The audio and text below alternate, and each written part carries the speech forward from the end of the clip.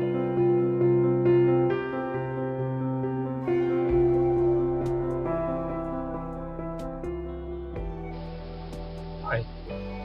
we welcome you all to webinar series Reflection on Resilience. This is an ongoing effort to consolidate resilience understanding of Indian cities. Today's lecture is an attempt to bring resilience perspective on softer aspect of our Indian cities, that is culture of cities. The argument is made in understanding and orienting urban resilience discussion towards various kinds of vulnerabilities. The word culture territories is derived from John Montgomery book, Conceptualizing Cultural Quarters, where he discussed the idea of cultural quarters as an approach towards urban regeneration. Let's begin with understanding and locating the area of study from methodology point of view. Very often, two terms are often confused when we talk about urbanism, when we talk about culture of cities, that is cultural theory and cultural studies. The cultural theory articulates the cultural phenomena, everyday life, and that brings about inherent meaning, while cultural studies is an area of study of power structure that shapes culture of our cities. For example, ideology of nation, ideology of state, meaning of ethnicity, gender and society, cultural crisis. So cultural theory is about understanding of culture and value system through history, heritage, and everyday life, the meaning that gets imbibed within our system. While cultural studies is about understanding of culture and value system of history and heritage through established power structure or prevailing political structure. So every prevailing political system gives certain connotations to the meaning of culture, and very often cultural studies allows you to dissect the anatomical structure of the prevailing power structure, while cultural theory is slowly imbibed through social customs and prevailing rituals and so on and so forth. So the question comes to our mind, what is cultural territories and why we need to understand the resilience perspective on the same? How are they relevant to understanding of urban phenomena, or how they are able to operate within the complex issue of urban? The understanding of the term cultural territories comes through question of urban form, that is activity, form and meaning. These are the classical understanding of any aspects of architecture or urban phenomena. The question of integrity of these three aspects would constitute strong cultural territories, and they would able to guide the urban regeneration program as a large urban strategy. The cultural territories are often seen as a part of large strategy integrating culture and economic development, and are experimented in various contexts of historic cities with strong sense of community. This is perhaps more relevant to Indian cities, where every city has its own historic character, own contextual genesis, and own sense of cultural mosaic.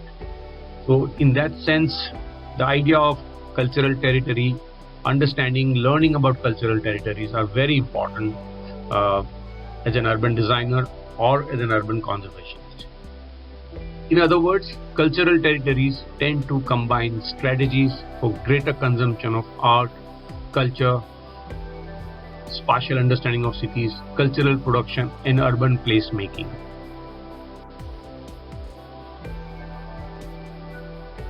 Every cities have identifiable cultural territories that are embedded within deeper sense of historicity.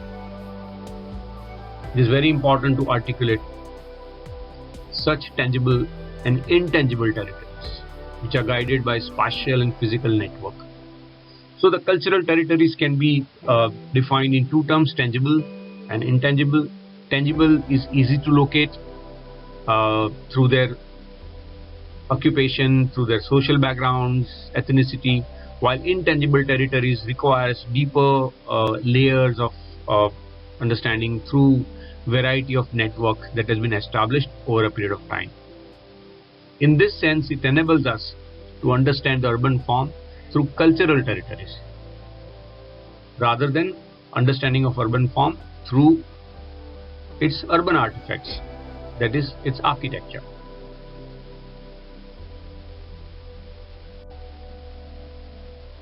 The cultural territories could be tangible as well as intangible, as I discussed, depending on the nature of relationship that its constituents engaged with.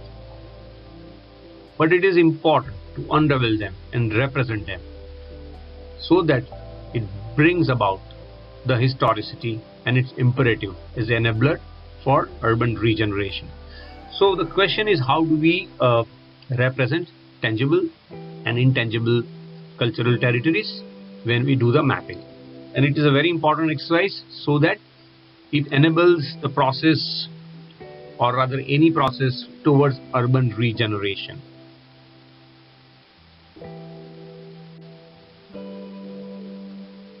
Cultural territories are activities, form and meaning, as we discussed earlier, which are embedded within the socio-economic situation and are culturally accepted norms, which in turn enables the spaces and public realm operational in a unique way. It means the cultural territory are a soft imposition or a norms that context imposes on you subtly, and you tend to behave, you tend to perform your rituals, you use the spaces, your spatial practices are governed by these norms. These are the soft cities, we call it.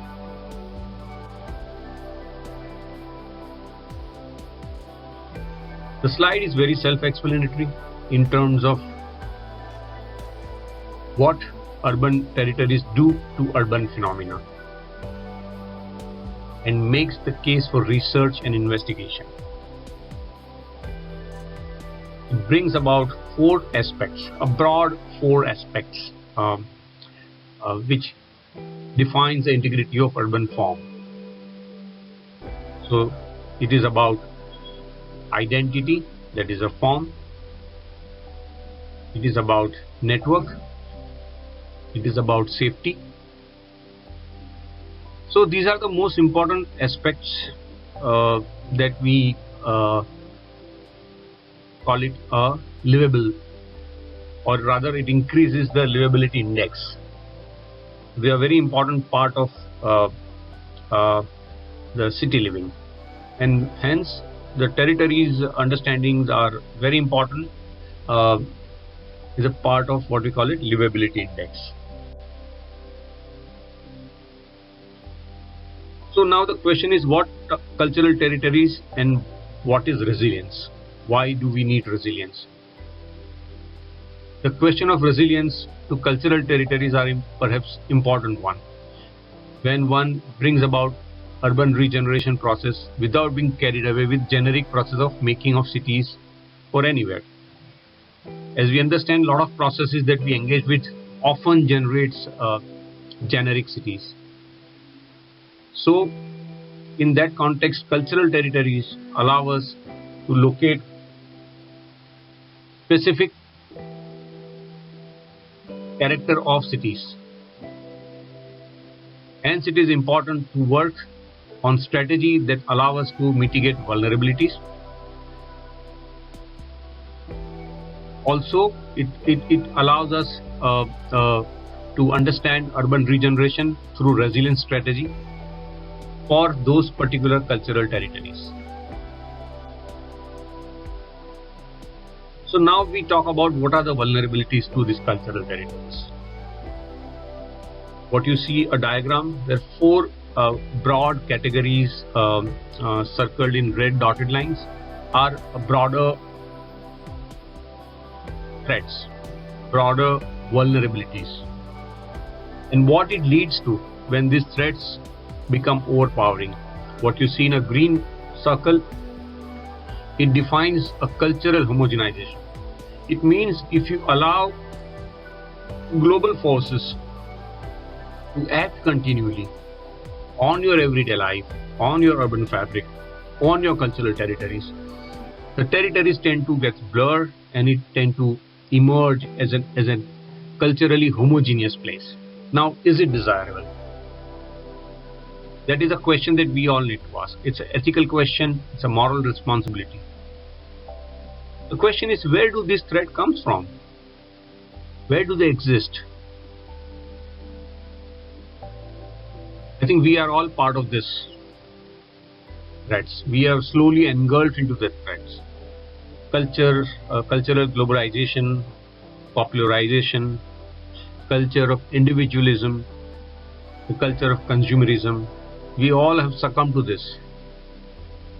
And threats that exist are to make cities part of global network and making all cities culturally homogeneous. So these are the broad threats. However, one can particularly get into one particular aspect of threat and start defining, redefining and creating many more subcategories so that we can articulate the nature of threats in relationship with particular cultural territories. For example, culture of individualism, one could dissect the societal structure, one could dissect the way it has shaped various sense of individuality in a given social fabric and how it has given rise to certain kind of transformation. One could really articulate, one could really draw that out and understand this phenomena in detail. So one may look at every Indian city. They are different from each other. They are unique. They have a peculiar characteristics, peculiar urban fabric, very peculiar history, very peculiar geographical situation. What you see on the slide, the 4 cities, they are all different from each other. Maybe different scale, but they are all different. But one common thing that we can discuss today are they are all threatened by such homogenization process. The historicity, cultural territories and a cultural mosaic will iron out in no time. And perhaps in the time to come, it would be difficult to recognize these cities from their characteristics. They would be less identifiable for time to come.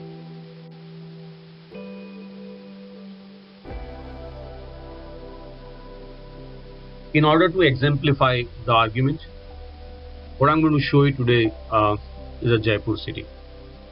Jaipur is a unique city from 2 perspectives. One, that it's a planned city, and second, it has a distinct historic character. If one begins to dissect the anatomical structure, it reveals deep layers and sub-layers of cultural territories. In order to perform such tasks, one has to begin with the natural resources or a historic mechanism that has been operationalized to distributions of natural resources, that is water. A lot of these cities have emerged or evolved around the water, and you have studied this last semester. It talked about 3 cities, 3 historic cities, 3 water systems, and how they really gave rise to an urban form. So urban form is not detached from the way water has gotten into the city.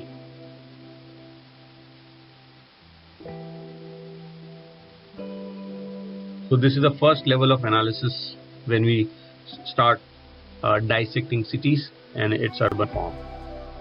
The second level of analysis is the land use, open spaces, activity pattern and road hierarchy. They define the another layer of cultural territories. They are hard edges. They form hard edges, and these hard edges are also part of cultural territories. So now come to the another layer, which is historicity. The historic buildings, the civic architecture. What do they do to the city? Civic architecture brings about certain sense of public realm, a large public realm through its public buildings. Jaipur has a distinct characteristics of such public buildings. And formation of such public realm also important part of understanding cultural territories which are at the city scale.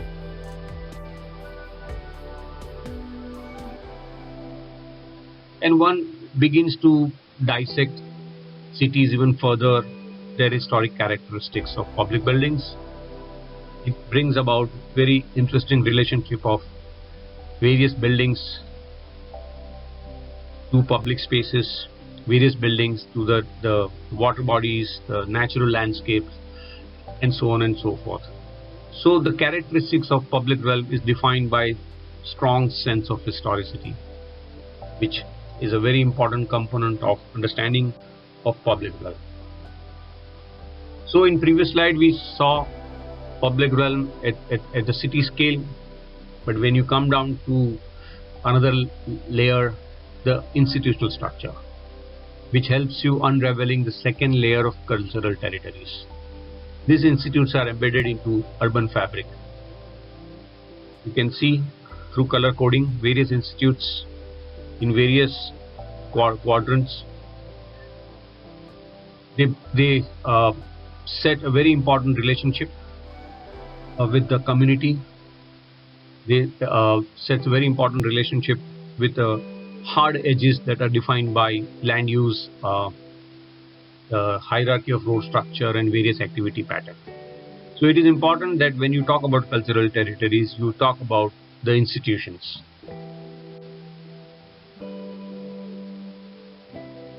Now one can bring little deeper sense of cultural territories understanding by unraveling its community.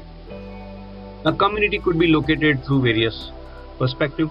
You can look at their social background, their ethnicity, their livelihood, and their relationship with the institutions. So what you see in this slide, the various color codes depicting various types of livelihood. And once you understand livelihood, you also begin to understand their social background. And they form a very strong cultural territories. They are very important. Now these are not just territories bounded and exclusively maintained, but they are constantly networked. So if you start making a network diagram, you will understand all these color codes are actually overlapping with each other.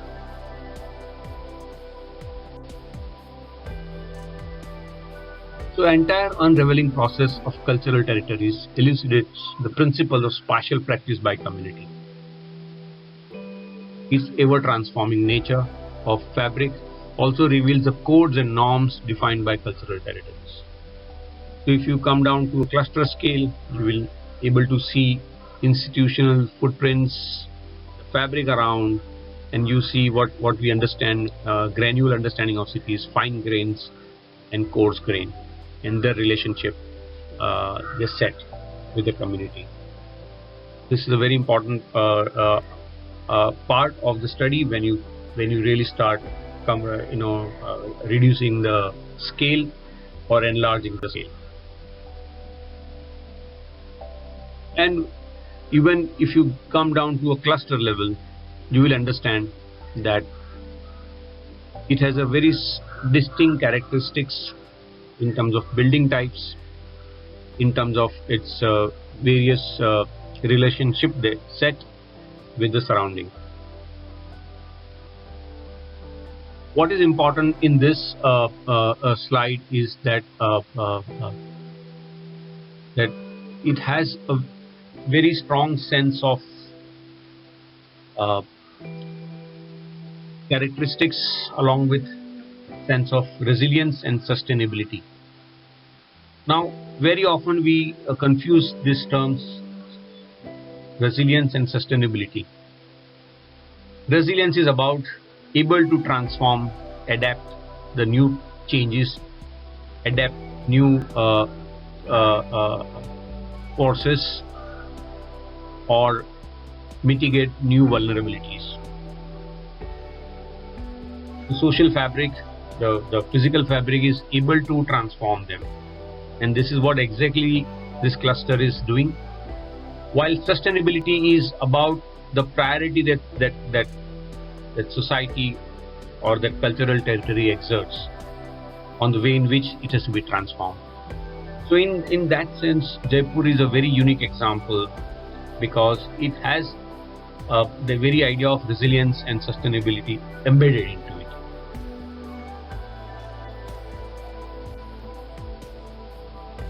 This is the last slide, attempting to articulate the case for resilience practices within the cultural territories.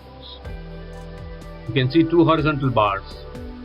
One, which is what we talk about historic cities, where cultural driving the mass. It means there is a culture of the cities which drives the mass, which produces everyday practices, formal and informal relationship with the cities, and it brings about very explicit spaces. It means spaces are coded with explicit message. The ways the space is to be used, the spaces of functionality, the spaces changing character, everything is defined in the codes. The second bar at the bottom is a process of culture through globalization. It produces global practices, and they produce, very importantly, implicit spaces. We all are engulfed into implicit spaces, social media, the online practices. Now, implicit spaces are in sharp conflict with explicit spaces. It shows how the global process has enabled the formation of implicit spaces for global interaction as opposed to culturally driven mass that produces everyday life and explicit spaces. If resilience is about adaptability of urban form for transformation, then sustainability is about priority of community exercise towards particular direction of transformation. The communities in such historic cities are true example of resilience and sustainability learning. This chart also kind of articulates where the resilience practices embedded into this process from global to local. The attempt is not to shy away from global process, not to shut the global process influences, but idea is to how do we integrate, how do we transform, what are the ways in which you transform. And what you see vertical red lines are the types of cultural territorial transformation practices, what we call it resilience practices, which can be embedded either between cultural mass and everyday practices or between everyday practices to explicit spaces, how these spaces are formed.